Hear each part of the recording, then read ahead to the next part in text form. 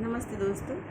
आज हम हिंदी साहित्य का एक बहुत इम्पॉर्टेंट टॉपिक जिसका नाम है हिंदी साहित्य के इतिहास लेखन परंपरा, अर्थात हिंदी साहित्य के इतिहास के लेखन की जो परंपरा है उनका हम क्रमशः अध्ययन करेंगे, क्योंकि इससे तो क्वेश्चन उठना ही उठना है, तो इसको तो छोड़ा नहीं जा सकता।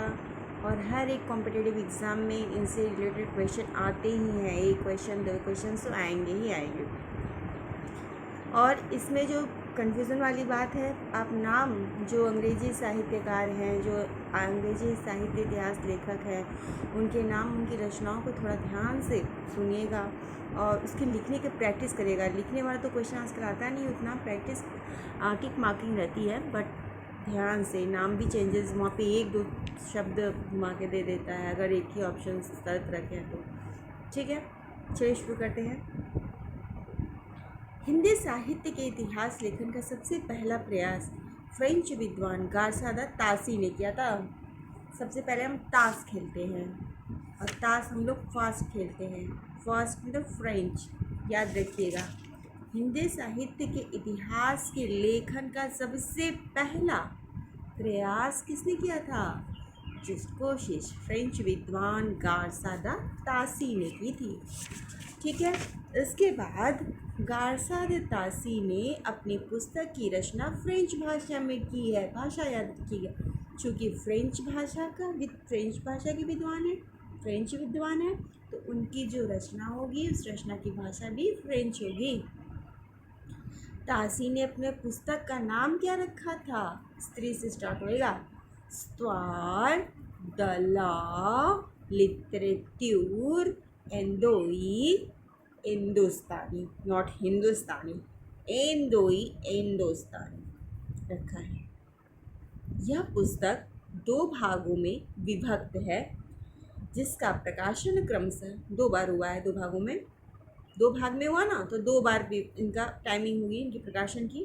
पहला 1839 अर्थात 1839 तथा दूसरा 1847 अर्थात 1847 ईस्वी में हुआ था। यह ग्रंथ ग्रेट ब्रिटेन और आयरलैंड के प्राच्य साहित्य अनुवाद समिति की ओर से पेरिस में मुद्रित किया गया था। आज तक ये क्वेश्चन नहीं आया है, लेकिन जब पेपर हार्ड करना होता है ना, ये लोग इसे भी उठा के दे देते हैं। लेकिन याद रखिएगा कि हिंदी साहित्य के इतिहास लेखन का सबसे पहला जो प्रयास किया था वे थे फ्रेंच विद्वान गार्सा दा तासी। प्रयास बोला गया हिंदी साहित्य के इतिहास के लेखन का, बार बार ध्यान दिला रही हूँ। इस्वार द ला लिटरेट्यूर एंदोई हिंदुस्तानी द्वितीय संस्करण में 3 भागों में विभक्त हो गया, जिसका प्रकाशन 1871 ईस्वी में हुआ था।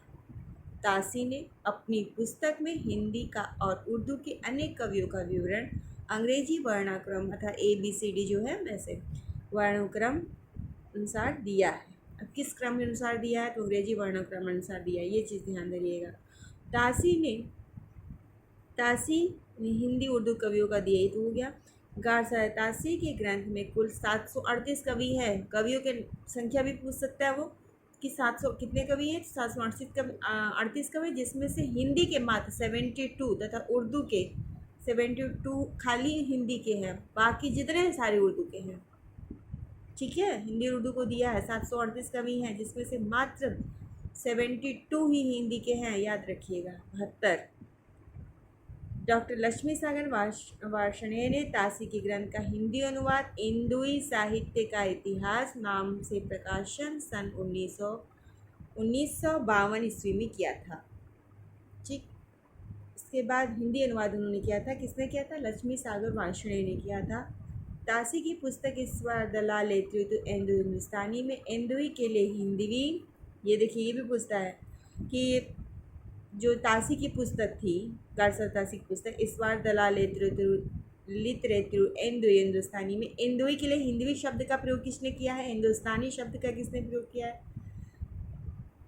तो ये चीज़ें देखिएगा, अलग अलग शब्द सबके लिए प्रयोग, जैसे कि इन हिंदवी हिंदी के लिए, हिंदुस्तानी के लिए हिंदुस्तानी उर्दू अर्थात प्रयुक्त होता है। ठीक है, आगे नेक्स्ट इसके बारे में पढ़ेंगे, ज़्यादा वीडियो बड़ी हो जाएगी, तो प्लीज़ अभी पहले हिंदी साहित्य के इतिहास लेखन की परंपरा उसके बारे में थोड़ा विस्तृत अध्ययन हमने किया। नेक्स्ट दूसरी किताब के बारे में जानकारी पढ़ेंगे। धन्यवाद।